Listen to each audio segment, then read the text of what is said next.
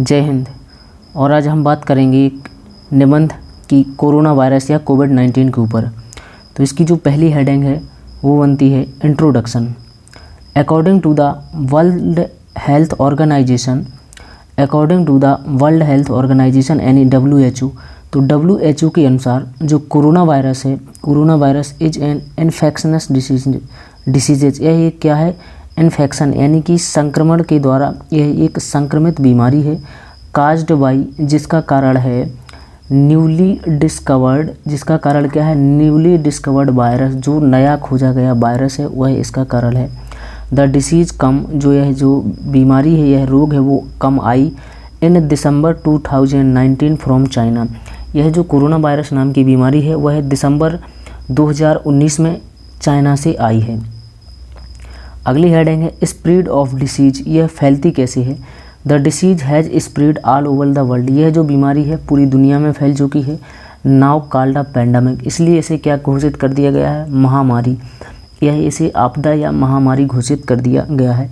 It has brought, यह लाई है, it has brought लाई है क्या, ह्यूज लॉस, बहुत बड़ी हानि, ऑफ ए ह्यूमन लाइफ, मानव जीवन की, and economy of many countries, और बहुत से देशों की अर्थव्यवस्था में यह बहुत ज़्यादा हानि लेकर आई है।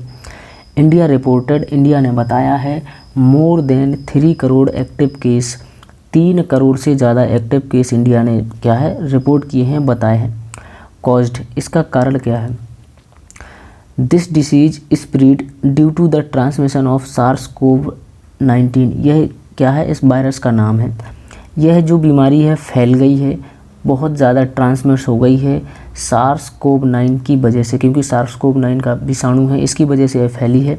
द सिम्टम्स, इसके जो लक्षण हैं वो इंक्लूड हैं, इसके जो लक्षण हैं वो हैं कोल्ड फीवर, जुखाम, डिफ़िकल्टी इन ब्रीदिंग, सांस लेने में तकलीफ़, सांस लेने में तकलीफ़, लॉस ऑफ टेस्ट का लॉस क्या है, टेस्ट खो दिया है, एंड स्मेल, और सुगंध को भी खो दिया है। द सिम्टम्स, जो लक्षण हैं, may take around 3 to 14 days to appear, जो इसके लक्षण हैं वो 3 से 14 दिन तक ले लेते हैं, तब हमें उसकी जानकारी पता लग पाती है। मतलब जो इसके लक्षण हैं वो 3 से 14 दिन क्या कर लेते हैं, ले लेते हैं अपीयर, प्रस्तुत होने में, तब इसके बाद हमें पता लग पाता है। अगली हेडिंग है डायग्नोसिस एंड ट्रीटमेंट, निदान और उपचार। Corona virus can be diagnosed with RT-PCR test, जो कोरोना वायरस का निदान है वह किससे किया जा सकता है, वह किया जा सकता है RT-PCR टेस्ट के द्वारा। अ सैंपल फ्रॉम, जो सैंपल है वो लिया जाता है कहाँ से, नोज एंड सलाइवा, नाक और लार से, ऑफ द इन्फेक्टेड पेशेंट मतलब जो क्या है संक्रमित पेशेंट है, इज टेकन फॉर टेस्ट, वह टेस्ट के लिए लिया जाता है। इफ़ अ पर्सन, एक व्यक्ति, हैपेंस, उसके साथ घटित हो सकता है यह, टू कम, यदि वह कॉन्टैक्ट में आता है, संपर्क में आता है, विथ एन इन्फेक्टेड पर्सन, किसी भी संक्रमित व्यक्ति के संक्रमण में यदि आता है तो उसे कोरोना हो सकता है। सो इसलिए एडवाइज, सलाह दी जाती है, दैट की सच अ पर्सन, वह व्यक्ति जो खुद को क्वारंटाइन रख ले, हिमसेल्फ, खुद को, फॉर 14 डेज, 14 दिन के लिए।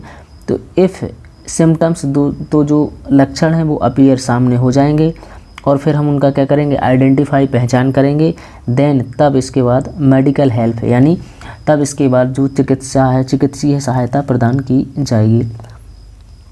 अगली हेडिंग है प्रिवेंशन का मतलब होता है रोकथाम। इट इज़ सेड दैट, यह कहा गया है कि prevention is better than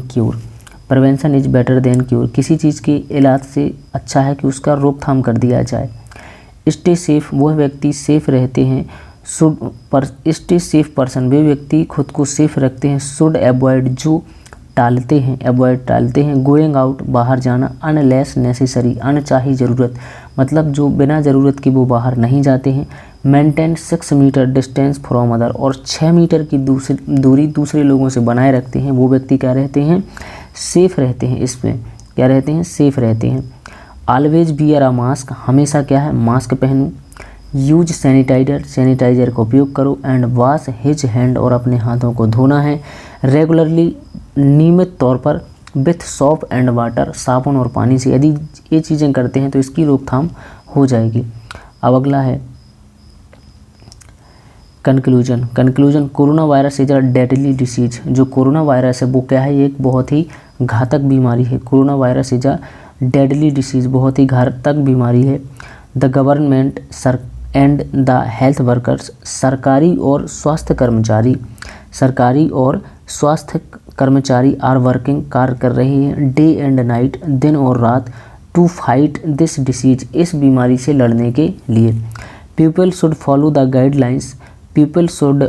guidelines, लोगों को क्या गाइडलाइंस, जो दिशा निर्देश दिए गए हैं उन्हें का फॉलो करना चाहिए, उनका पालन करना चाहिए। एंड गो फॉर वैक्सीनेशन, और कहाँ जाना चाहिए, एंड गो फॉर वैक्सीनेशन, और कहाँ जाना चाहिए, टीकाकरण करवाने के लिए जाना चाहिए। तो आई होप ये वीडियो आपको समझ आ गई हो। तो कमेंट करके ज़रूर बताएं कि अगला वीडियो किस टॉपिक पर बनाया जाए। धन्यवाद, और चैनल को सब्सक्राइब ज़रूर करें, लाइक करें और अपने कम से कम 10 दोस्तों को शेयर करें। धन्यवाद, जय हिंद।